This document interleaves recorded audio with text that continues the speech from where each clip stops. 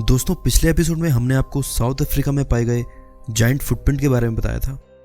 Giants के proof की चर्चा का यह दूसरा एपिसोड है। अगर आपने पिछला एपिसोड नहीं देखा तो वीडियो के डिस्क्रिप्शन में दिए गए लिंक से आप पहला एपिसोड देख सकते हैं।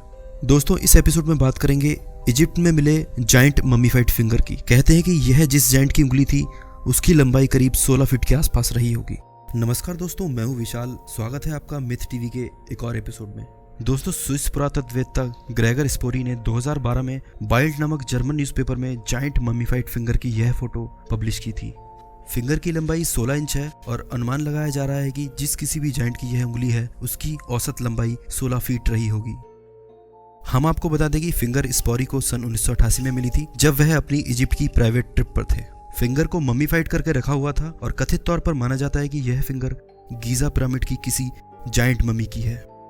न्यूज में आने के बाद फोटो इंटरनेट पर काफी वायरल हुआ और कई मेजर न्यूज ऑर्गेनाइजेशंस ने इस पर चर्चा की। दोस्तों फिंगर कहां से आई और स्पोरी को कैसे मिली, आइए इसके पीछे की कहानी जान लेते हैं।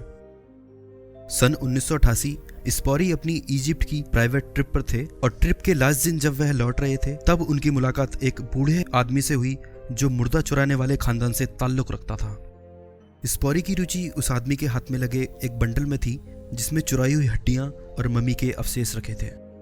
$300 देने के बाद वह आदमी उस बंडल को दिखाने के लिए राजी हो गया।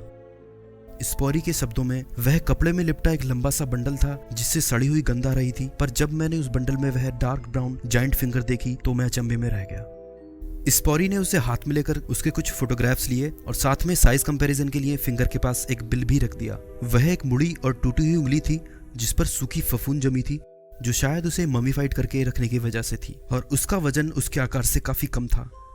स्पोरी के अंदाजे से जिस किसी भी जीव की यह उंगली थी उसकी लंबाई 16 फीट के आसपास रही होगी, तो कहा जा सकता है कि यह किसी जायंट की उंगली थी।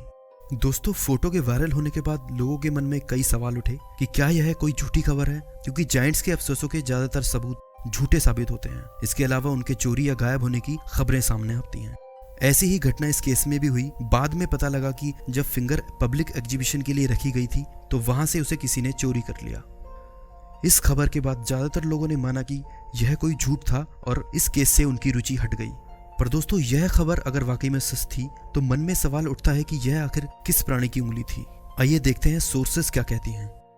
दोस्तों फ्लेवियस जोसेफस, जो कि 1st सेंचुरी के रोमन स्कॉलर और इतिहासकार थे, अपनी जूइश वॉर की हिस्ट्री में जायंट्स का जिक्र करते हुए लिखते हैं कि वह सामान्य लोगों से काफी बड़े और डरावने थे। जोसेफस ने जायंट्स के बारे में और भी कई बातें बताई हैं जिन्हें आप खुद भी पढ़ सकते हैं। इसके अलावा कुछ लोग मानते हैं कि फिंगर वानरों की एक विलुप्त प्रजाति जी ब्लैकी की हो सकती है। हम आपको बता दें कि जी ब्लैकी वानरों की एक विलुप्त प्रजाति है जो आज से लगभग 1 लाख साल पहले तक अस्तित्व में थी। वह सामान्य मानव से साइज में लगभग 1.5 गुना बड़े होते थे।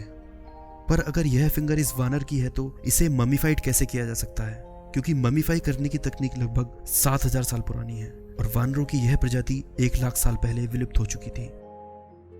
दोस्तों इन सभी तर्कों के अलावा अगर हम स्पिरिचुअल तर्कों की बात करें तो बाइबल में कई जायंट्स का जिक्र है और भी कई बुक्स हैं जिनमें जायंट्स के अस्तित्व का जिक्र मिलता रहा है। ऑस्ट्रेलियन, नॉर्स, हिंदू और ग्रीक मिथोलॉजी में भी जायंट्स का जिक्र देखने को मिलता है। दोस्तों वर्तमान समय में भी असाधारण रूप से लंबे कई लोग हमें देखने को मिलते हैं जो कहीं ना कहीं यह साबित करते हैं कि हमारे पूर्वज हमसे आकार में कई गुना बड़े थे। हम यह नहीं कहते कि आप इस पर यकीन कीजिए, आप खुद भी एक इंडिपेंडेंट रिसर्च करके किसी नतीजे पर पहुंच सकते हैं। दोस्तों आज के एपिसोड में बस इतना ही। अगर आपको वीडियोस पसंद आ रहे हैं तो प्लीज़ लाइक कीजिए, कमेंट कीजिए, अपने दोस्तों के साथ वीडियो को शेयर कीजिए और मेरे चैनल को सब्सक्राइब कीजिए। धन्यवाद।